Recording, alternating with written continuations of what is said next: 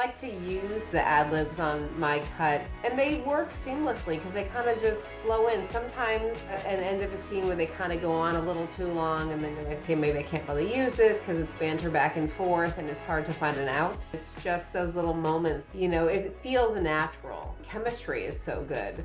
So you buy into it. I think Jason talked about it. He sort of was like, we don't really ad lib. We sort of vary a little bit, but everybody's so present in the scenes. If it's a tweak to the dialogue that still keeps it moving. On this show, it maybe happens a little less, but it's generally what I'm sort of mindful about improv across the board is, does it sound like the actor or does it sound like the character? That's sort of the approach I try to take.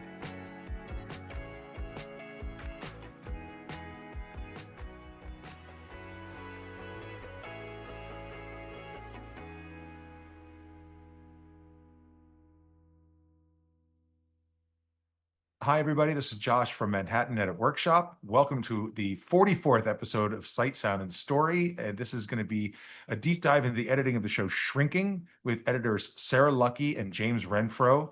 I love this show. I've been watching it since the beginning, and not just because I want to age like Harrison Ford, which, of course, is the hope. That'll always be the dream, because it really strikes a great balance between humor and drama, and I think that's in no small part to how it's put together. So we're going to talk about that tonight with our friend and instructor and moderator, Chad Anderson. And we're going to thank our sponsors, AJA, ACE, American Cinema Editors, and Filmmaker U. As always, I would love to thank Janet Dalton and Jason Banky from Manhattan Edit Workshop. They're doing all the heavy lifting. I'm just coming up here and looking pretty for 2 seconds before we start the show, which we're going to do now. So please enjoy, like, subscribe, do all those things that people do so that we can get more views and get more content out there for you. So sit back, relax, and enjoy the editing of the show Shrinking. Curious about creating high-quality YouTube videos? Enroll in video editing and production classes at Manhattan Edit Workshop to sharpen your skills and turn a hobby into a career. Start your journey to becoming a pro today. Hello, and welcome to another installment of Sight, Sound, and Story, where we have the unique pleasure of talking to the artists and creators behind film editing, sound, and cinematography. My name is Chad Anderson, and today I'm delighted to be joined by the editors behind the Apple TV series Shrinking. I'd first like to introduce James Renfroe, editor of Abbott Elementary, Superstore, and this new favorite show, Shrinking. I'm also excited to speak to Sarah Lucky, who started working in the editorial department on films such as Gone Baby Gone and Terminator Genesis, and then moved on to edit TV series such as Grace and Frankie, and now the show we'll be talking about today, Shrinking. I really want to thank you both for taking the time to talk to me today about the show. I'm really excited about it. I want to thank you both for being here. I really appreciate you very much. First, I want to ask about the work of being an associate producer as well as an editor. James, in the credits, you have yourself listed as an associate producer and also an editor. What is that like? I think from like a scheduling perspective, I'm in contact with our other associate producers now, co-producer Ryan Stevens, and so discuss schedule, like how the cuts are coming out, delivery dates for editors' cuts. I keep trying to buy us more time. So yeah, usually it comes in that regard. In the past, I also received that credit on Bad Monkey, and in that case, I sort of came in and helped them find the show after they had sort of already worked on it. And then I also got that credit on Superstore, and in there they asked a lot more of me. I went to all the tone meetings, sort of was like, in this area, I think the dialogue could come down a little bit. We're going to be sort of clunky when we get to trying to land this joke. So it sort of depends on what's asked of me. I'm happy to sort of be a team player as best as possible. So talk to me about that, Sarah, because from what you said just a moment ago before we started the show, both of you were editing either episode, so you're alternating evens and odds in terms of episodes. How does the communication work between doing that? I'm always kind of a control freak when I'm in the editing room, and so that collaboration back and forth, how does that manage, or how do you manage that? Well, originally he started on the odds because James was here, so they wanted him to be on season 2 to start it off, and he was the constant, and then this season we decided to switch. But as far as managing, I mean, we're just assigned the episodes and we work on our piece, and then we check in with each other just as far as like, how are you doing? How are you doing? We watch each other's episodes so we know how the tone is flowing. But I mean, there's not much like checking on the specific episode. I think we just Yeah, touch base throughout the journey. I find the thing we bump on the most is when we both like a Music. piece of music. Yeah. And Oh, so wow. so she'll have it in a cut, or I'll have it in a cut, and we'll like text each other, no, this is perfect for my sequence. And Well, it hasn't been as often as I thought it would happen, though. Yeah, it was a couple times last season. One of the things we've talked about a lot is sort of an appreciation for each other. So it's such a nice, like, I get to enjoy the show when I watch her episodes. Yeah. Whereas for me, I'm still like, oh, is anybody going to see that sheet? Is anybody going to see that sheet? I know this edit's coming up. Oh, I remember all of the stuff I thought about for this edit, and like the choices that went into it. So it's hard for me to get out of my own head. Whereas when I get to watch Sarah's episodes, I get to sort of enjoy it really as an audience member, which is it's nice to relax and just enjoy. Yeah, such a pleasure. So talk to me about that in terms of editing, because that was going to be a question I was going to ask. In any editing situation, there's always those kind of tough editing decisions where you say, hey, I want to keep this scene, or I want to keep this moment, but it's not working for the story, or I want to keep this cut or this angle or this take or this reaction shot, although it's it doesn't work with the continuity, or it doesn't work with the theme, or it doesn't work with the emotion. Is there a lot of that in your decision-making process? You alluded to kind of those when you're in the editing mode and having those challenging decisions. Do you have any recollection of those moments where it's like in season 2, for example, where it has been, man, I really want to keep this, or I'm really struggling with this, or there's more challenging things to really kind of get the story across? I don't know that I'm going to answer your question exactly, but I mean, I think like there was a scene in episode 9, I think, where Brian is, I think really what I end up trying to do is, if there's something that I see that I love, I will do what I can to make it work. If Bill is like a sort of a master editor himself to a degree. So like, having worked with him on these last few shows, there's a lot of tricks and stuff that I learned using movement and coming in like on the line or whatever to help sort of distract the viewer and pull their attention. We're sort of magicians in a way, saying, look over here while all of this is a mess. And so where I can have sort of instances where like the funny thing is what I'm trying to work on, or the emotional beat is the thing I'm trying to grab. In this one instance, it was with Brian when he's in episode 9 when he's talking to Ava.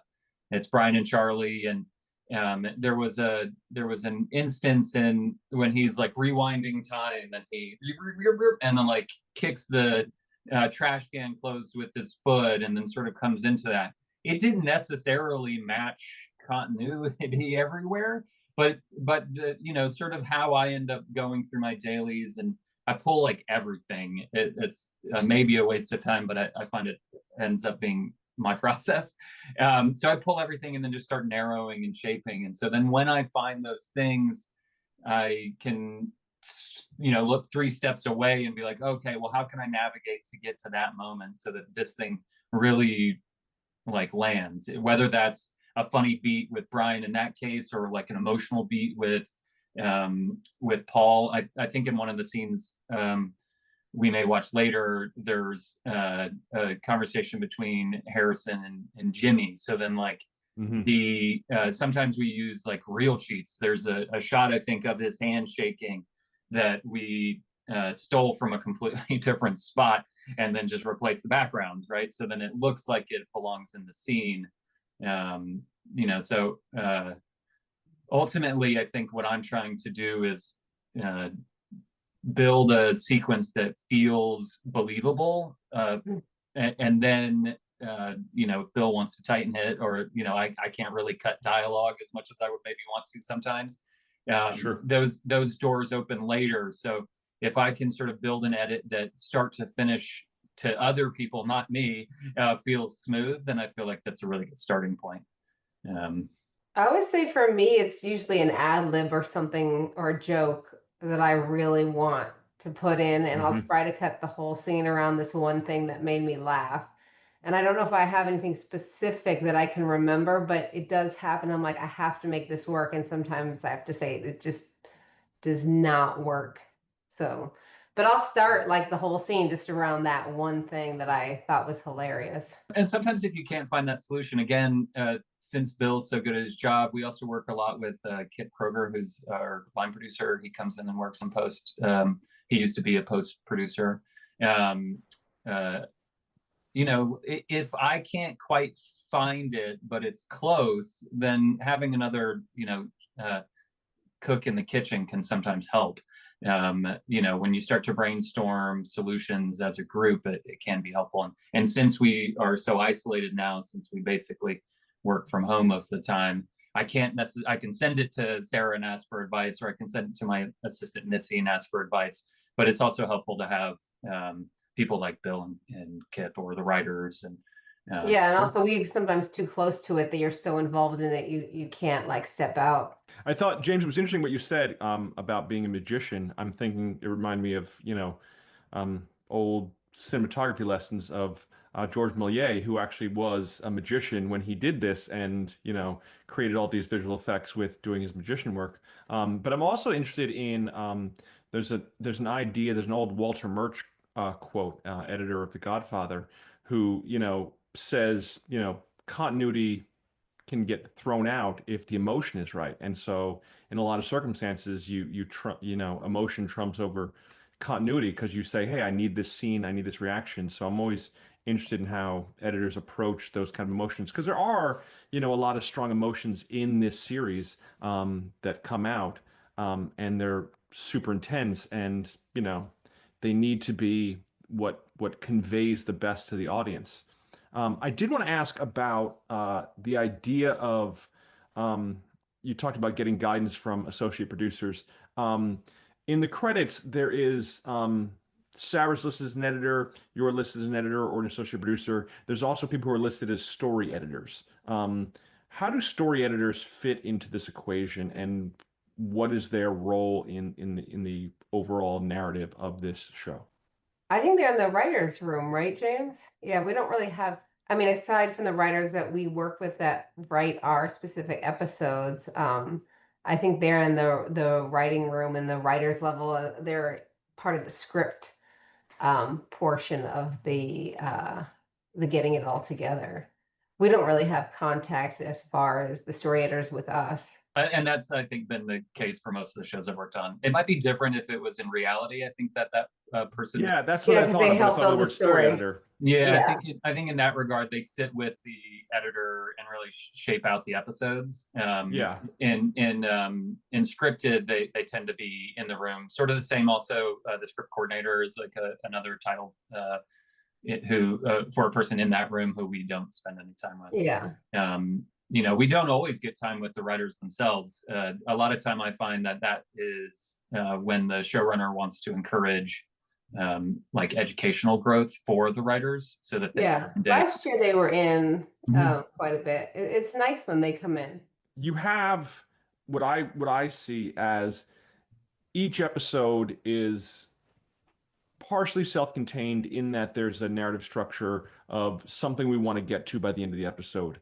And then there's this overarching narrative of this is this whole season. And so there's like, oh, by the end of the episode, we need to get Jimmy to admit to this, or we need to get Alice to deal with this. We need to get Gabby to confront this, or whatever it may be. But then there's this overarching episode of, I guess Jimmy's recovery, or some greater idea in there. What was, in terms of approach, do you think the overarching idea, in your words, of season 2, of like, what was the approach to season 2 that we wanted to get to by the end of that?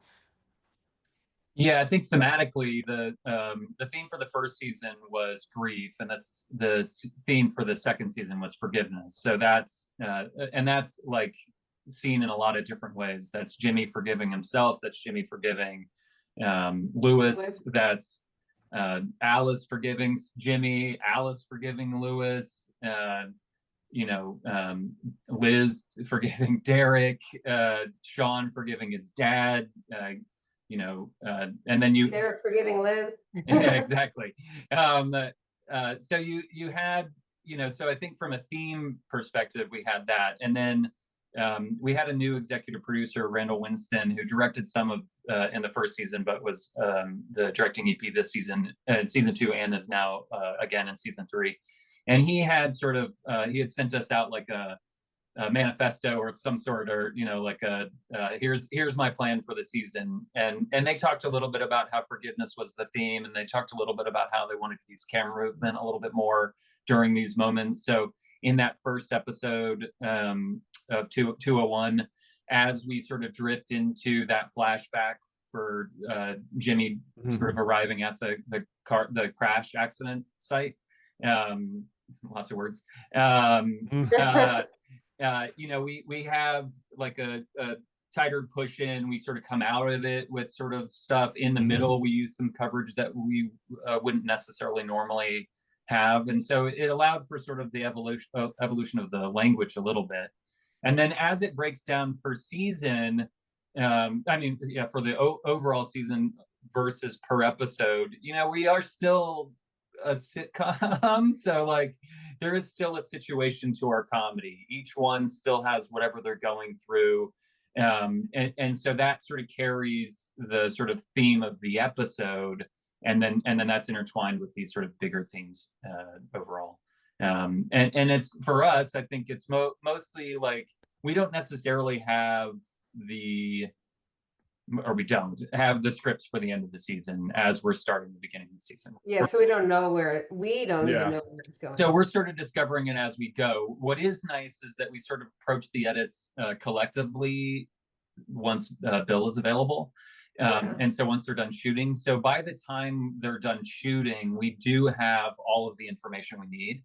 And so if we want to steal something from an episode, we have that ability. If we want to if there are story points, so in the season last year, in that same episode and in that same scene where Brian kicks the thing closed, at the end of that scene, Brian and Ava sort of bond over a troll doll and a pencil that she has, and then there was like a musicals run. I can't remember if that stayed in. And so we had it and we cut it. And then we found out in 11 that the pencil had like real import.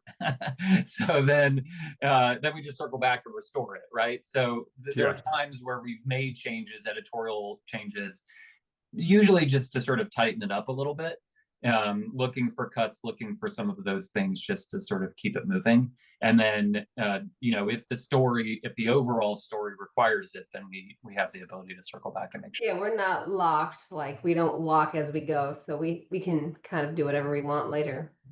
That's nice. That's it's a luxury. It's really nice. Yeah. I want to take a look at this first clip. This is the clip of Jimmy meeting Lewis for the first time, and this is the introduction of Brett Goldstein into this circumstance. It's an emotional scene. Let's take a look at it, and then I want to talk about it a little bit.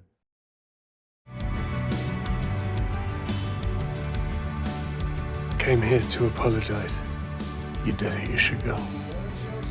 I know you must hate me, but a different kid. I would really like. Get the f out of here! Get out of here! Get the f out of here!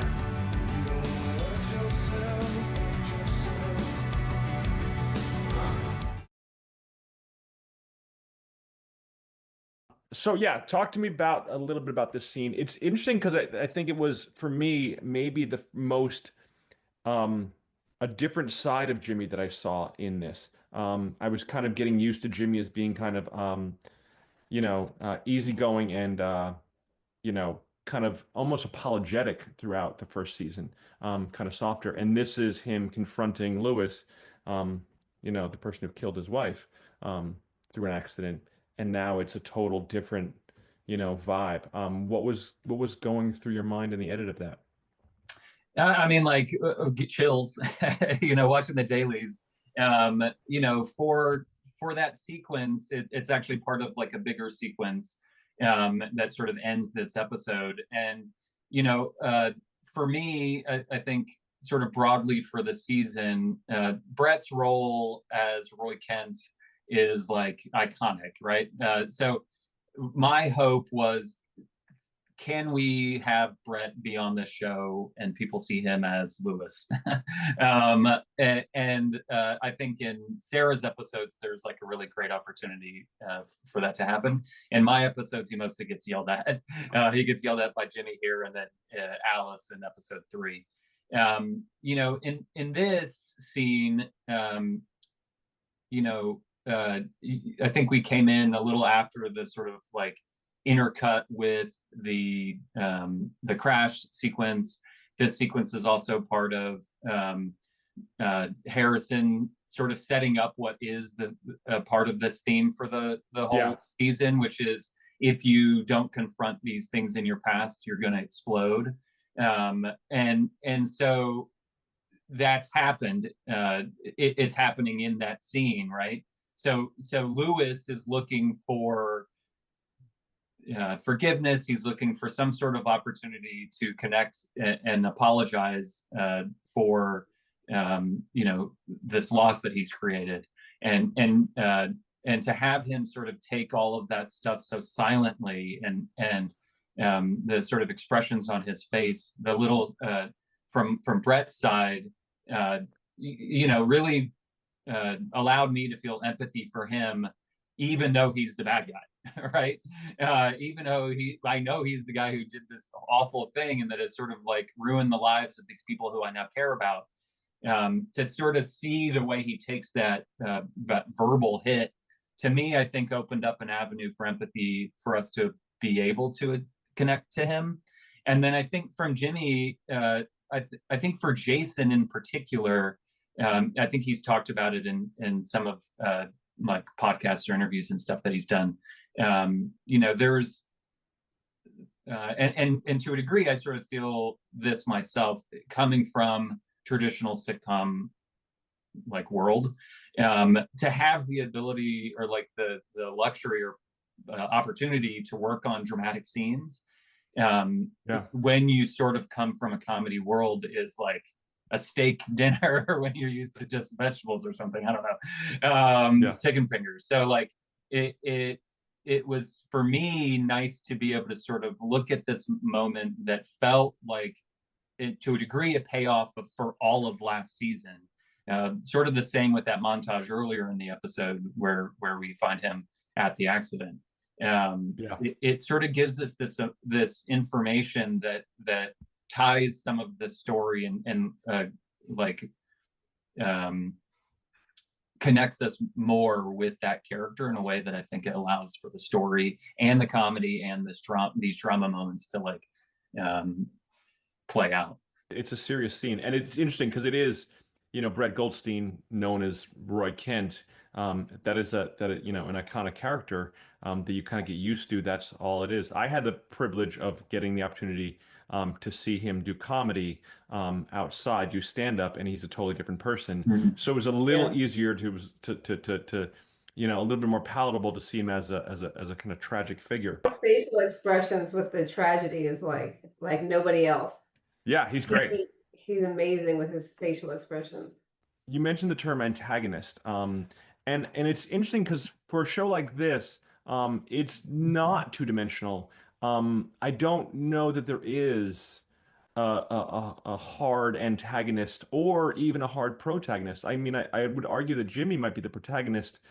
He's kind of the main thread of most of the stories, but it's more him against himself than him against someone else. I mean, Lewis was in season 1 was this unknown figure that, had killed his wife, but wasn't a real person. And then all of a sudden you introduce him and, I think the first introduction is you feel sympathetic for him. Are there antagonists in this show, or how do you approach, following that narrative in terms of, a classical narrative of protagonist antagonist. What the show was able to do between season 1 and season 2, I think, was open up the world in like a bigger way. So whereas the first season really did feel a lot about Jimmy, obviously, his relationship with Alice, his relationship with Sean, and sort of through work, we sort of got a lot of that stuff. Through his like time at home, we got a little bit about Liz. But this season, it felt more like an ensemble, like Brian gets way more screen time. You really get a sense. I feel like Liz's character, Derek, is like in the main titles, and like everybody sort of got an upgrade in content, and in Derek's case, or Ted's case, billing.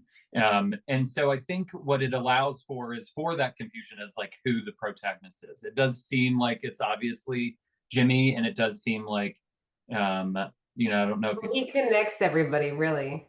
He kind of connects everybody. Yeah, everything branches out from him, or at least so far has. But you also have like, Gabby is her own little hub, and Liz goes to her, and Derek and she have a relationship, and she and Alice obviously have like a really close relationship. The mentorship that Paul provides for her, and sort of motivating her to get into or helping ultimately in encouraging her to start being a professor. Like those things sort of allow for what I think makes special about the show, which is that it allows that it provides sort of avenues for comedy and for drama. And just like in our real world, I don't have like a nemesis, but I have people I'm mad at sometimes. I have people who are mad at me, or like who are upset with me. There's like drama that happens in my life. And I feel like a show like this allows for all of that stuff to be experienced in a way that doesn't have to lean so heavily on like one villain. And I think in particular for the Lewis storyline, and I think Sarah could probably talk about this more than I can, since most of her episodes were like heavy Lewis, or more of her episodes.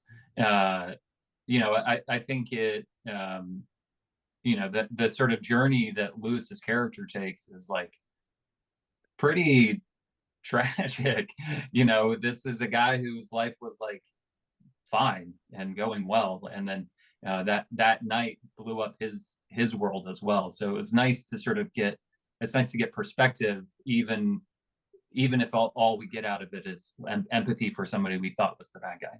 But I was going to say, doesn't it seem like all the characters are like their own antagonists? It's like they're all trying to get out of their own way. Everybody had like Gabby, sabotages her things, Liz with her, thing with Mac. Like everybody seems to be their own worst enemy, and just, which I would say kind of equates to life. Aren't we our own worst enemy sometimes, if we get out of our own way? And sort of why we all need therapy. Right, right. Why we love the show. Well, I was going to say that because it does seem, if every person is their own antagonist and it's a show about therapy, that obviously makes sense, right? That would obviously be what, part of what therapy is getting out of your own way and getting your own thing. I wanted to ask about that as an idea because, I watched the show, and the first season I watched characters do things, and I would just be mad at them, and I'd just be upset with them. I'd be like, why are you doing this? Please stop. Please, this other thing. And the second season, you talked about like you don't have a villain in your own real life. You have people that you're mad at.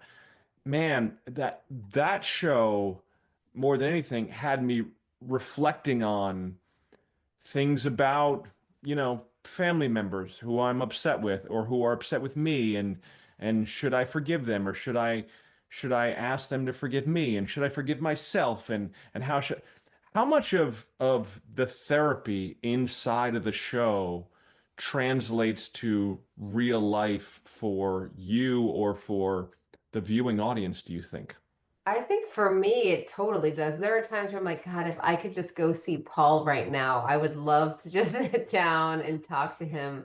And even in season 3, when I read some of the stuff, I'm like, I need to write that down and like repeat that to myself, because it does come from real therapist ideas. And I think correct me if I'm wrong, James, I think some of it comes from Bill's therapist, right? Or Krista's. The Yeah. guy Paul is based off of this guy Stutz, who they did the documentary on. I think that was his name. And so a lot of the therapy tools that we sort of provide and incorporate into the stories come from real things. I think also any of the writers who have had therapy, or I think a lot of it comes from personal stuff, and definitely there.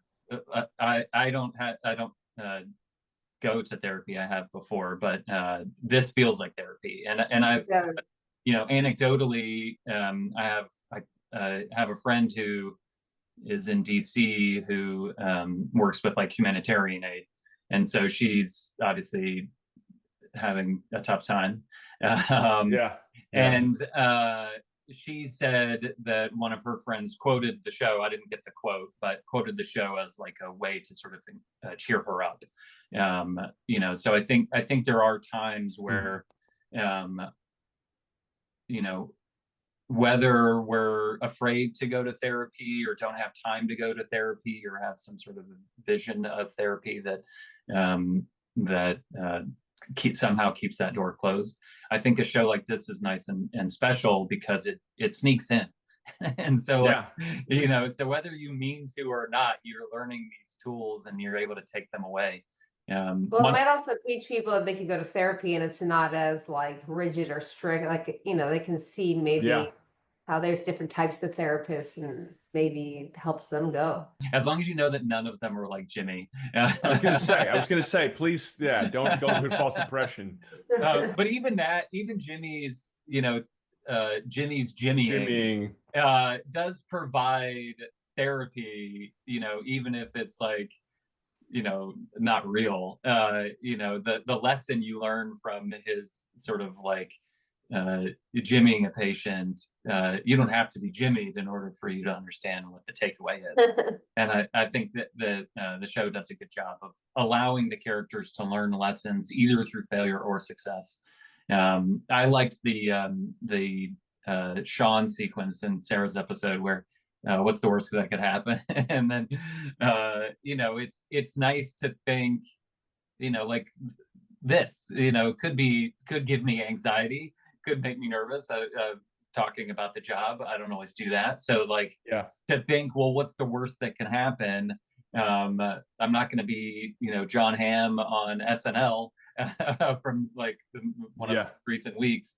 So if it's not that, then how bad can it be? So it's nice to have something like that to take pressure off of others, sort of situations. One of the last episodes I just rewatched, Sean says something about his relationship with his father, about accepting him for how he's going to be, how he's going to show love. And that's his hand gesture, whatever, his snap hand gestures. This guy is the best that he can do. And I have to appreciate him for who he is, not for who I want him to be. And that one hit pretty hard. There's this clip here that we have of Paul kind of confronting Jimmy about how, despite everything, he's not doing well. And I want to take a look at this clip. You are this close to a breakdown. And when that happens, you better call me, because you've only got two choices. One, you get some help. Or two, you go back to where you were when Tia died. And that scared me, man. Listen, Paul, normally I would just say what I know you want to hear, but I'm not in the mood for bull. I'm not going to call you. I'll be okay. So what are you going to do? You going to find some other patient to make all better? Because I know you're jonesing for a fix and this is your drug. But take it from somebody who knows the drug wears off. And that smile that you used to have on your face for 2 weeks, it's going to last 2 minutes. And then you know you're... Starting to feel like this isn't about me, Paul.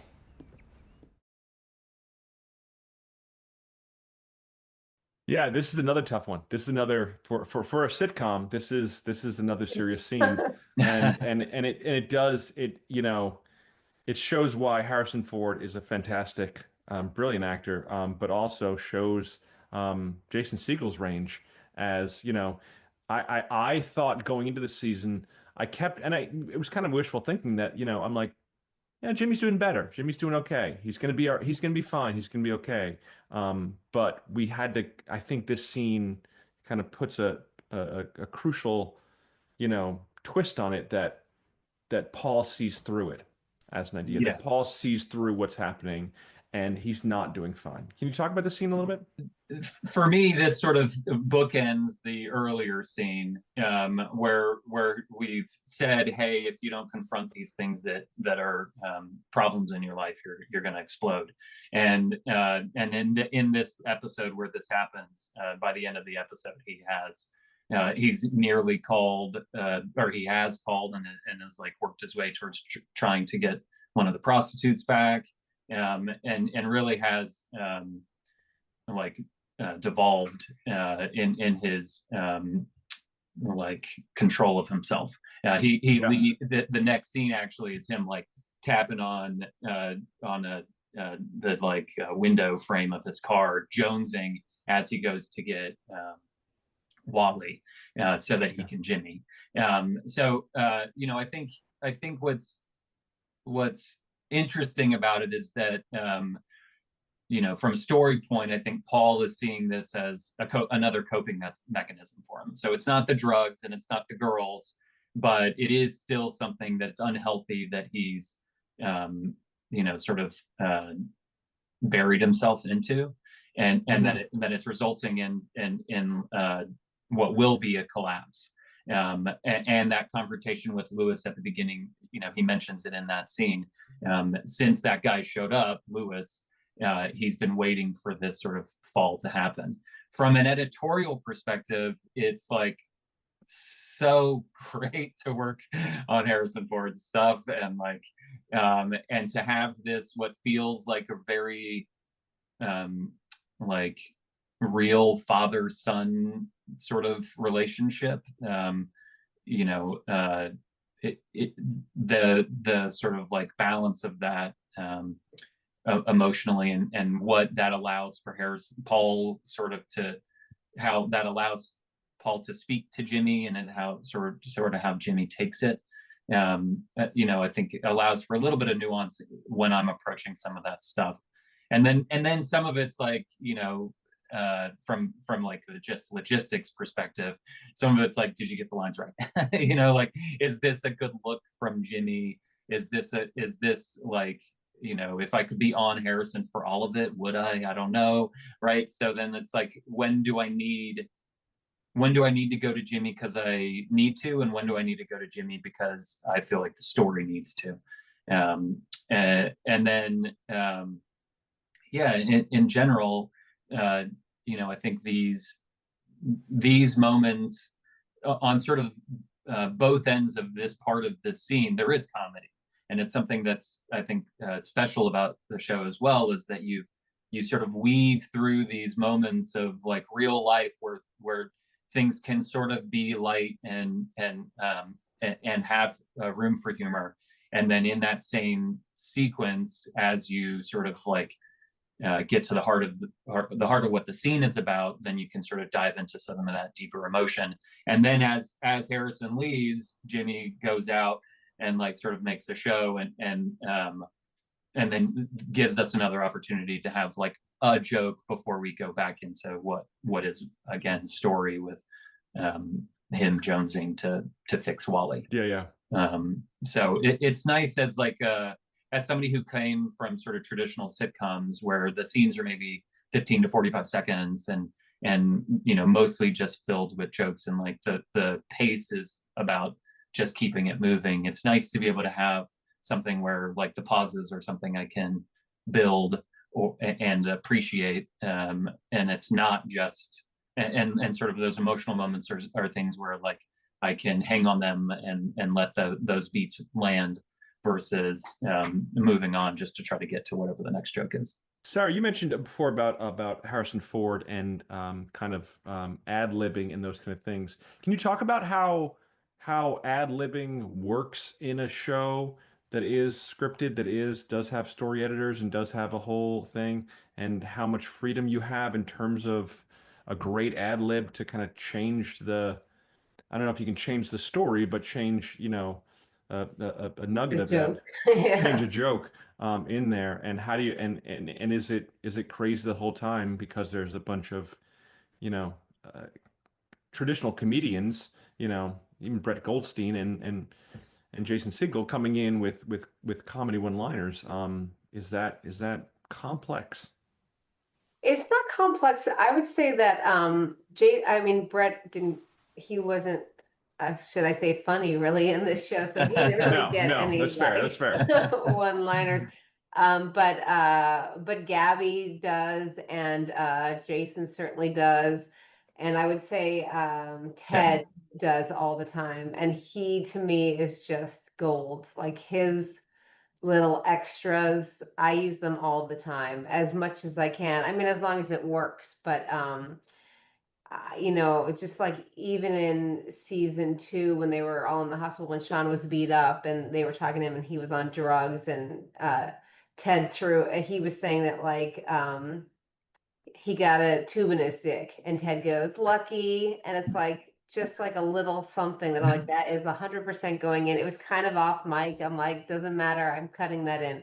So he does give a lot of gold. So I like to use the ad libs on my cut, and they work seamlessly because they kind of just flow in. Sometimes they're at an end of a scene where they kind of go on a little too long, and then you're like, okay, maybe I can't really use this because it's banter back and forth and it's hard to find an out. But a lot of the times it's funny with Jason and Harrison, when they were in the hospital, when they're sitting there and Jason's like kissing Harrison's hand, and it like went on for a while, and it was hilarious. And it's just those little moments that it feels natural. They feel natural, and their chemistry is so good, so you buy into it. So I like to use the ad libs, and a lot of times they stay, and sometimes I don't use it, and then the director will come in, or Bill will come in, and they I show them stuff, and they're like, oh, we got to use this, so things will get added later also. But they're just all so natural together. It's pretty seamless to add them in. I think Jason talked about it, and he sort of was like, we don't really ad lib. We sort of vary a little bit, but everybody's so present in the scenes that the engagement then, like, you can keep going. I think Ted, I would say is like a sharpshooter with his jokes. He comes in, he can like sneak him in, and he's very funny. There was I think in a scene with Gabby and Liz in the office, I think it's maybe when she says you can't laser, don't laser down there, and you can, or whatever. And Gabby's talking about how she can't help she's her own antagonist and can't help but try to help broken people. And she ad-libbed, I'm like a black Michael Phelps or something, and then she just dives right in. And so it's like something like that where I feel like it's part of the dialogue. Yeah, it feels like it tends to work better if it's a tweak to the dialogue that still keeps it moving. I think you also end up on this show, it maybe happens a little less, but it's generally what I'm sort of mindful about improv across the board is, does it sound like the actor or does it sound like the character? And there's times where, Jason might ad lib and it might feel a little too much like it's Jason doing a thing versus Jimmy doing a thing. I don't know Jason all that well, so I don't know if it's Jason doing a thing or Jimmy doing a thing. All I can sort of decide is whether or not I think that is, and try to do that. Again, I don't know if it's necessarily Jason, but in general, that's sort of the approach I try to take. And if it's funny, I mean, really, if it's funny, that like you gotta use it. You gotta try. Yeah. A lot of the stuff that we end up doing to sort of like pepper in comedy in these is like little sort of nuancy movements or things. So like there was an example in the first season, and then I think a similar example in season 2.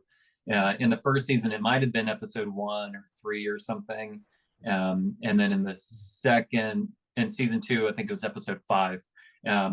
In 2, he's talking to the school counselor, and then sort of like starts to like mess with his tie and sort of do that, and then like looks up. And it's like moments like those. I think similarly, his button was like undone down one more in this like Paul scene from season 1, and he sort of looks down. He's like, "Was this always open this much?" Or, you know, it's moments like that that sort of allow for the drama to continue without verbally redirecting us.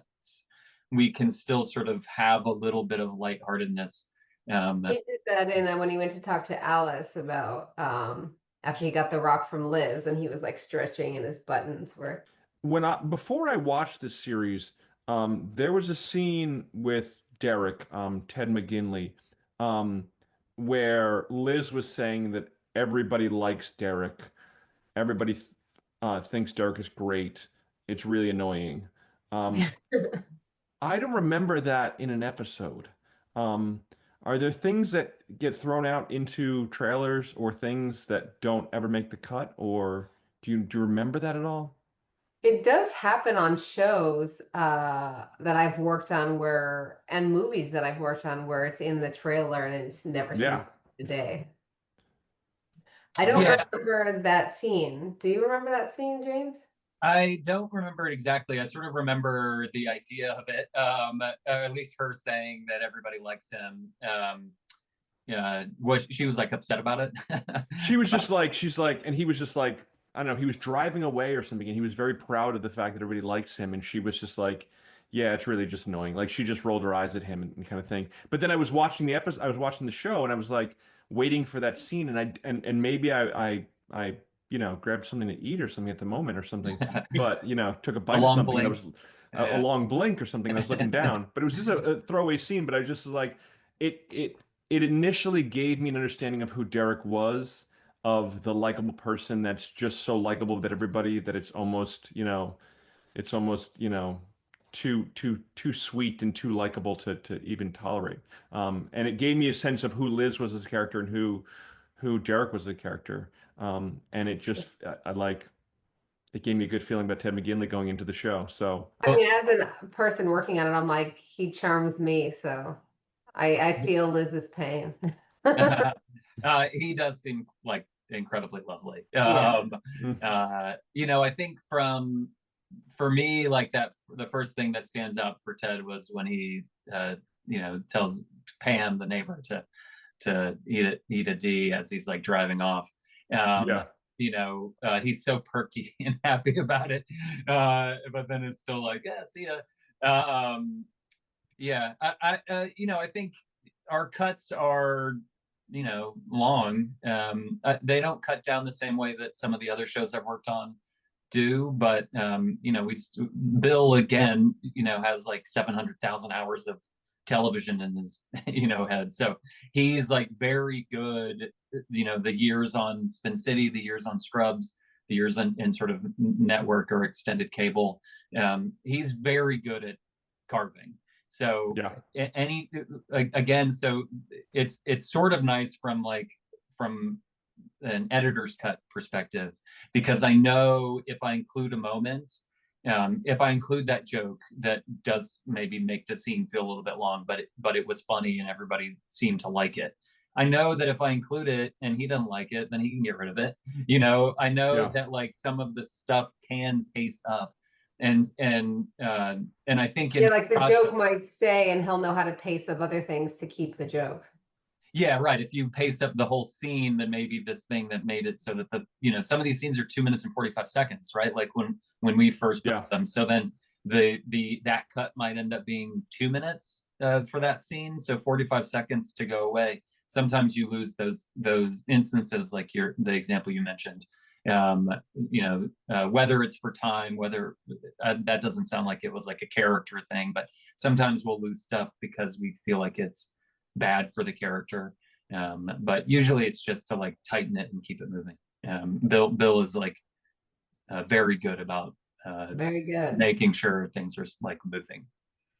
I want to take, I want to take a look at this next clip because I don't want to miss out on this. This is Paul, the Harrison Ford character, basically finally asking for help and not being and kind of taking his own advice and going into that with this approach of asking his community, his village, to kind of look after him. I don't know how much longer I'm gonna have to work with you, hang out with you, laugh with you.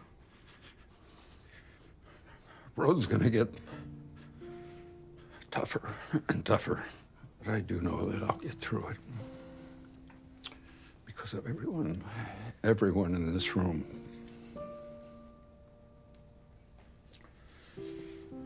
That's what I'm thankful for. Because we can get through anything if we have people to lean on. I'm leaning on you. I'm leaning on you.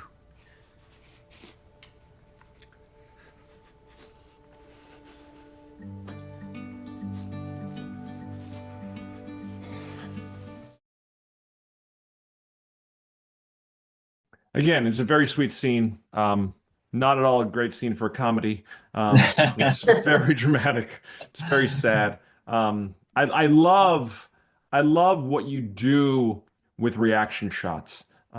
There's so much being said in this with the cuts away from Paul to Jimmy, to Gabby, to Jimmy and Alice holding hands. It does so much heavy lifting in terms of telling the story without using words. Gabby, I think she was really touched by, should I say Jessica, was really touched by his performance because she was, those are like tears just coming down, which I get because even cutting it together, I was like, I'm going to cry through this whole thing. Just watching it right now. Yeah, I'm watching it right now. I'm like, whew.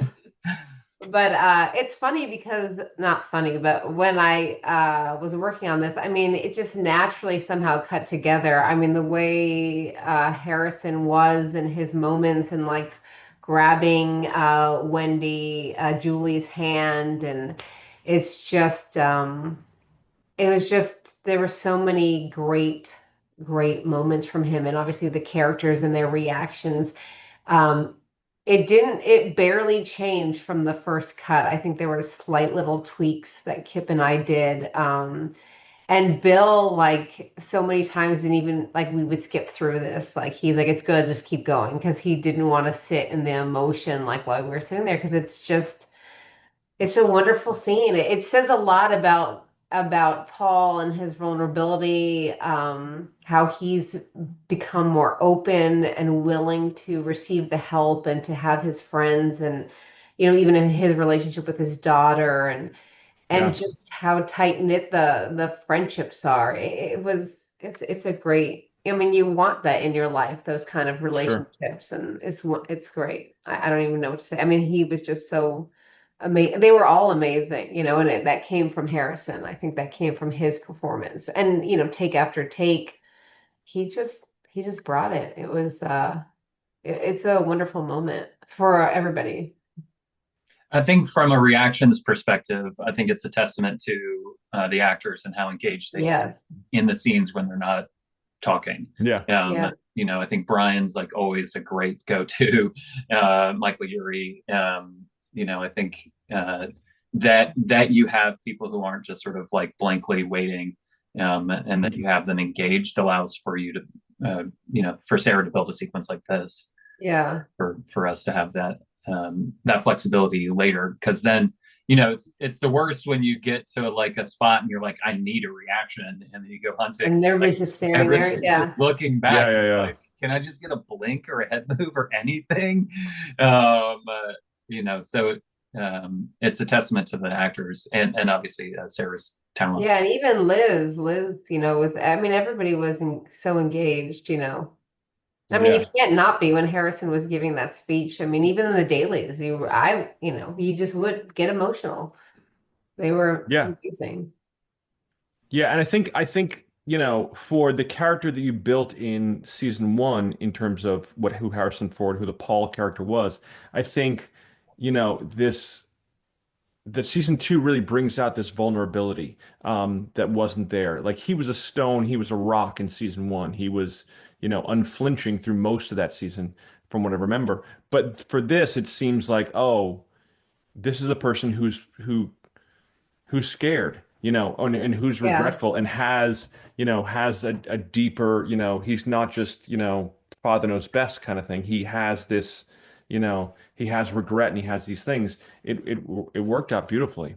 Yeah, and we built to this moment because Harrison had gotten teary in some other episodes earlier in the season, and Bill really wanted to kind of stay away from that so that we could get to this, because this was his real moment to kind of show that emotion and show that he's gonna use his people, lean on his people. So it was important to kind of build to this release of emotion. I feel like season two allowed for sort of like the rounding out of a lot of these characters, and allowed for the evolution of their characters, so that you get sort of a softening of Paul. You get, Jimmy sort of finding his way out of the one hole, if only just to put him in another one. Alice's growth. Sean, I feel like, is like a completely different person almost season two versus season one. So it's nice that the characters are changing, because it makes it feel like the stuff that we're watching matters. I had a student in New York taking a class who was also an actor, who had been in a small part, I think on, I don't remember what show it was, but he was talking about Bill Lawrence, and he was talking about Bill Lawrence's genius, and how, and he worshipped that idea of Bill Lawrence as a creator, and said that everything that ever happened that was funny in a TV show happened from Bill Lawrence. And so it was a lot of fanfare, and I was like, oh, okay, I don't know Bill that well, so clearly I don't know him at all. So what is your take on working on a and I quote, Bill Lawrence show, or a show that is run by Bill Lawrence, in terms of your experience? I would say he's a genius. He's great. He's like one of the nicest people I've ever worked with. His talent is, immeasurable. I don't know. It's not always that somebody comes into the room and I feel like they know more than me, I guess, with regards to the edit anyway. Definitely otherwise, I assume most people know more than me, but from an edit perspective, his knowledge of like how to sort of guide through a scene is like really incredible. I think the work relationship works well, partly because he trusts that we get it, and then I think he moves very quickly. So if Very fast. If you're not moving fast with him, then you're probably not going to live long in the world. But he has like there's like a no assholes policy, and Okay. that like I've heard a fair amount about. It's the third project I've worked on with Bill, and now this is the third season of this show. So I've had some overlap with him, and I would say like pretty much across the board, the no asshole policies is like lands. Everybody, the directors that come in are really kind and generous. The cast all seems like really lovely. The times that I've interacted with the crew, everybody seems really cool. I think he spends his like thumbprint. You can feel when it's like been placed, right? So that, I think that's true on the script phase. I think none of the scripts really feel like they like get the go ahead until he's given them the go ahead. And then his like his presence on set, I think, allows for the scenes to evolve in a way that if you allows for watch him do like just off what you're saying, just his he does rehearsals with the actors. And if you like get the privilege to watch him, like watch the rehearsals and run it, it's kind of incredible. Like how I mean, obviously he created and he's writes it, but just the way he talks to the actors and explains the scene and where we're going and remember this and this is what's going to happen. And it's very impressive to watch. And he was like a stand-up comedian or whatever, right? For a while. Yeah. And he's had like, a million hours of television experience. So he gets to come to these like what seems like these epiphanies, is partly because of all that experience. And I think it allows him also to approach things in a sort of loose, friendly, casual way, even though it's obviously so professional.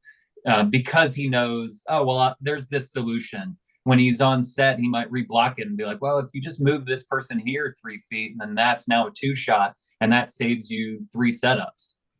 Or add a line. It's better for the eye line. So, I found working with him to be like both educational and also really fun. It's been like, my overlap on Bad Monkey, I sort of had finished this season 1 of Shrinking and then came in to help them finish that first season. And, it was nice there. I didn't have to do like the hard work of the first edit. But like got to play with the stuff with him. And he's like really collaborative. He'll like pull the PA or like, his writers, any of the like writer's assistants, his personal assistant, he'll like pull people in and sort of gauge their opinions on stuff in a way that is like he really wants to know. I think it's helpful for like the creative process and collaboration, that he leaves that door open for everybody, and that he sort of views it all in a similarly equal light. My opinion isn't necessarily, for what's funny, isn't really necessarily any better than somebody else's opinion. So if we sort of are like caught at like a 1-to-1 or whatever, bringing in that third person allows for sort of democracy to take over. He might make a joke, well, it's okay if you're wrong, if you want to be wrong or something. But no, he's been great to work with. He's great to be in the room with, and he's also really good.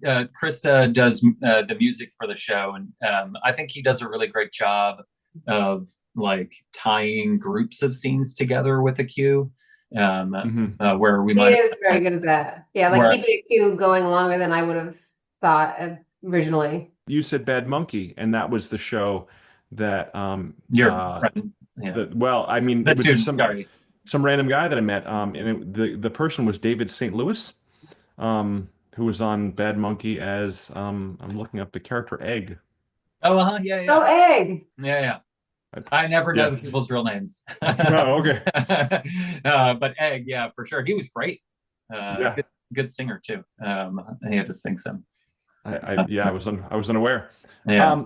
I want to talk about for me as an audience member, as a viewer of the show, there's a tumultuous nature of each episode, or most of the episodes, I would say, where I feel like it's going to reach a resolution, and then the last scene is something terrible happening, and you break my heart every time at the last scene. It's like, oh, Jimmy's good, he's fine, and then Alice walks in and tells and says some expletive at him, and then it ends on Jimmy being distraught again, or something there.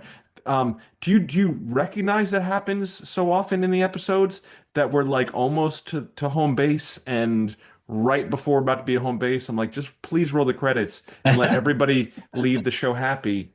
Nope. And you take that away from me every time. For a lot of the episodes, got to keep you interested. Yeah, I'm sure that part of it is like a hook. You were saying Jimmy ends up fine, and then Alice comes in. The thing I immediately thought about was episode 3 from last year, where Jimmy makes up with Brian. He's learned about Charlie, his job, and like whatever, and then that you like sort of come through that Dutch window or door or whatever, and you're like, oh, this is great, and then you land on Alice totally losing it and hooking up with Connor, but but from that you get lots of humor in the next episode, in episode 4, when she's trying to leave the room and Derek comes in with like a breakfast sandwich or whatever. That was Sarah's scene, so I don't know. I don't remember the meal, but I think there is sort of a theory behind the scenes, and I think it works in sort of the bigger picture, is sort of like hit you with humor, and then like knock you out with a dramatic moment, or like pepper you, or like sort of weigh you down with drama, and then here's like a balloon lift with this joke, and so we sort of do have that sort of back and forth balance of it, and I think for me it feels more like real life. I think Brett and Jason have talked about how they just think like drama on top of drama is so boring and doesn't feel real, and so then that mixture here, I think in a episode arc, get you to show up for the next one, I think really is ultimately what that is. They're catalysts for story that sort of leave the one episode, and then you get to, they're all boobs, now how does sort of like this, how do these characters react to this moment now that I know that this bomb has been dropped in this spot? The end of that first episode with that, confrontation between Jimmy and Lewis, you've got Harrison sort of talking that whole time, and then you're literally ending with the boom there. I think when possible, you have these moments. Episode 11, you sort of have like, maybe you realize you're in a tunnel that has a light somewhere at the end of it, where Jimmy has gone to Harrison or to Paul, and they're on that bench, and he's like looking for help. He's looking for that help that Harrison for in 12. So there's moments where like the episodes end and there is like some hope, but I do think there is like a funny way of just kidding, we're not quite done yet. Well, I think you were talking about the birthday episode where everything's happy. He gets the text from Sophie, and then Alice comes in and is like, you told him not to talk to me? But I do see that one too. That too. Yeah, the end of the season though kind of ended sort of happy. You know what? I was gonna say I was so close, because I was watching this, and the last episode of the season, has Lewis at the train station, and I don't want to say too much, but it has Lewis at the train station, and I was like, if they do this to me again, if they like, because you have this, this happy Thanksgiving where everyone's talking about these things, and then if you go, I was like, just please don't do this to me. Please don't have this. And like the cell phone's ringing in the basket, and I'm like, please don't do this to me. And thank you for not devastating me at the end of a long season of just, I was like, oh, he's there at the train station, and I'm like, this is gonna go bad, and I'm like, please something better happen. You don't have to break my heart every time. So episode 12, season 2, ends at a somewhat of a resolution that we think we're at least on solid ground for a little while. For at least until season 3 comes out. And then everybody dies. And then everybody dies. That said, let's take a peek at this Thanksgiving scene where they're all talking about what they're thankful for. So if we can take a look at that. I want to say how grateful I am that we're all together again. It means so much to me. Love you too, Dad. I'm thankful for my family. Me too. That's all of you guys. For my husband. For my wife. Hello? Seriously? What the heck? Fine. For our boys too. I'm thankful to just be included, honestly. She took mine. But seriously, I am very thankful to have been included. I'm thankful for my sister. For my handsome new roommate. That next Thanksgiving we'll both be dads. That Paul's done with that turkey leg.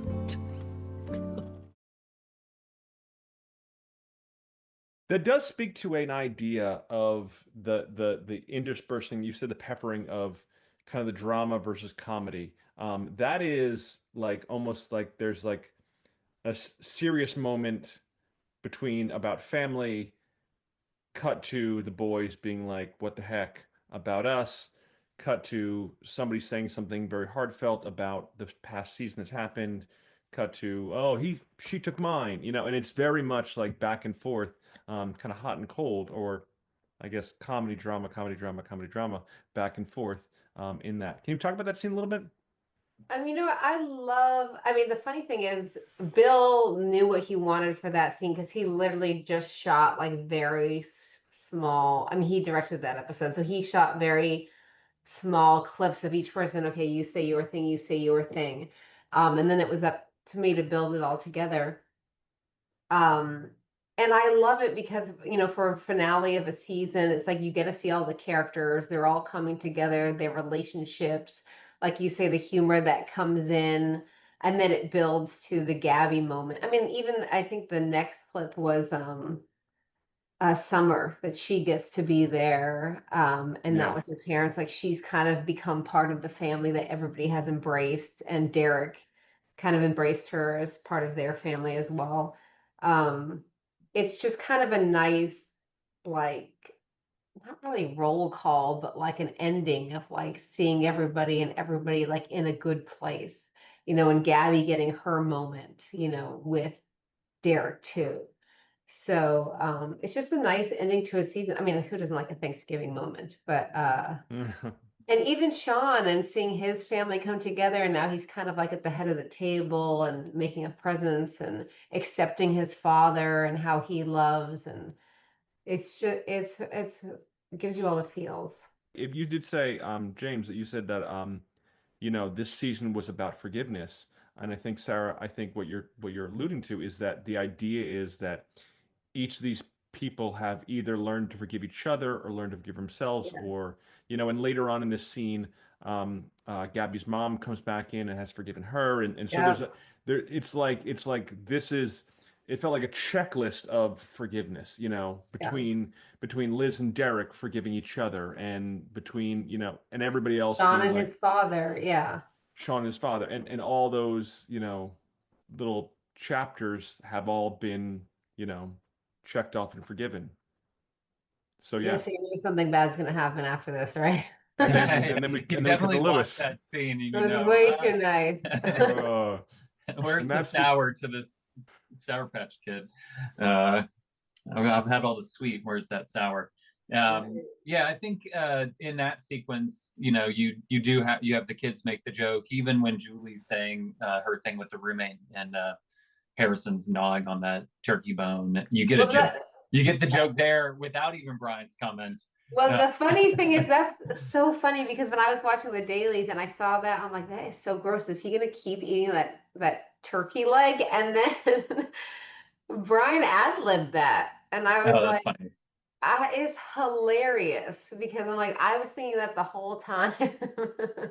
Yeah, it was really funny. But I loved that whole Thanksgiving moment, going from that and going back and forth to them enjoying Thanksgiving, to Lewis at the train and showing how alone he is. And I just love that whole moment in that episode.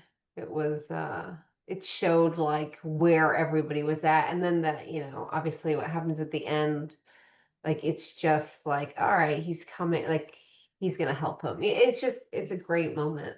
It's a great ending. It makes me wonder if Harrison Ford, as an actor, included that grotesque chewing of the turkey leg because that was part of who his character was.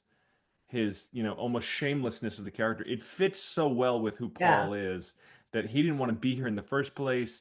He didn't want to go to Thanksgiving, and now he's just gonna, put all, etiquette aside and how do you do that? You chew loudly and grotesquely. I think you're right. Like even when he wanted to put his hand down his pants, and it was like, oh God, it's like it's true. It fits. It's definitely it's a choice for the character. Yeah. Yeah, he's a reluctant participant for sure. But I do think that you find that these connections between people, I think that's one of the things about the show, is that these pairings allow for each person to help each other. So like Gabby, even with the sort of history with Gabby and Jimmy, Gabby's still there to sort of like continue to pull Jimmy up.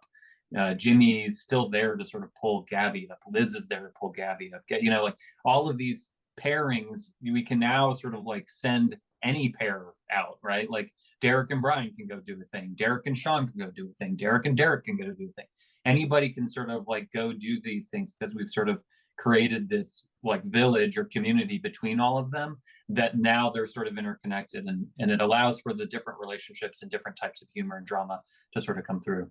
And then again, sort of as an example, that Michael Urie improv that line is like an example one of our like ability to use improv and how engaged those actors are in the scenes. That they like are present in the present and can say, okay, well, this would be something my character would say and is like fitting within this reality. I was going to ask one final question. You mentioned before about the idea that, from episode 1 and 2, you don't necessarily know what's happening in episode 10 or 11. I'm always curious about how much foreknowledge editors have and how that, helps shape the story. Do you have an idea now? And I assume you're going into season 3. I don't want to ask any questions about season 3. I want to be surprised, but do you have how much knowledge of the theme of season 3 do you have now going into it, and how much approach did you have during season 2, like to set up season 3? Is that like just a mystery, or is there? You we got more last season. At least I got the more last season. Yeah. I got the manifesto with forgiveness and a movement. Movement. This season it was just like, okay, guys, we're going. Starting. We're shooting episodes 6 and 7. I think the 7 script is out since we're shooting it. But I think we start shooting episode 8 pretty soon, and we don't have that script yet. So it's sort of just as surprising for us. They know what they're doing. There's a lot of trust that the writers know what's up, right? And if there needs to be something communicated to the actors, so that they know what's sort of coming around. I feel like if we've done our jobs well, then we'll interpret the footage in a way that allows us to build those scenes so that the like intent that they were hoping for comes across. And then it's, like little stuff like, did we cut that one thing? Oh no, we couldn't have cut that. We needed that. And then we might have to circle back, but that's like between the director and producer's cuts. Like editor's cut, we include everything. Directors might take some stuff out depending on how aggressive they want to be. And then we get maybe a little bit of time with the writers and or Kip. And then when we're with Bill, he's obviously the final say. So if we've confused something by then, for sure he's going to let us know. But yeah, no, not typically. Even on like here, we won't work with Bill really until production is done. But even on like Superstore, when when I was on that, maybe we'd have 3 or 4 like episodes ahead. We wouldn't have the whole thing, but we wouldn't have everything. I've never in my career had anybody communicate with me, oh, here's where we're going to end at the finale, and you need to be heads up for this. The only time I know the whole thing is on a movie where you get the script before you start. Yeah. Otherwise, it's as it sort of shows up. Even we don't tend to do like crazy rewrites the morning of. The scenes we get might not be what was scripted because they might rework it on the set. But you know, there were some shows where what I saw in my script on Monday was not what was shooting on Tuesday. So you sort of learn to sort of be flexible. I think of myself, I played like a little baseball, so I think of myself as like a catcher trying to catch wild pitches. You know, sure. You know, if we can sort of stop anything from getting past us, then we can sort of you know, call the game and try to build something that works. Well, thank you guys so much. This has been fascinating. I want to thank James Renfroe and Sarah Lucky for taking the time to talk about the editing behind the TV show Shrinking on Apple TV. Season 3 coming out any day now, I trust. No, I know, it's going to take a little while. But I want to thank both of you so much for being here and answering all of my questions and being so hospitable to me. That is it for me. My name is Chad Anderson. This has been Sight, Sound, and Story. Behind the scenes of editing TV shows, movies, etc. Check us on the next episode. Thanks again for watching, everybody. This is Josh Apter from Manhattan Edit Workshop. This has been episode 44 of Sight, Sound, and Story, the editing of Shrinking with Sarah Lucky and James Renfroe and our good friend and moderator, Chad Anderson. I want to thank AJA, ACE, American Cinema Editors, and Filmmaker U for your sponsorship. Jason Banky and Janet Dalton from Manhattan Edit Workshop for all of your expertise and know-how. And please, again, like, subscribe, do all the things. We will make sure to get you great stuff in the future. And stay tuned for more events coming up soon. Thanks for watching.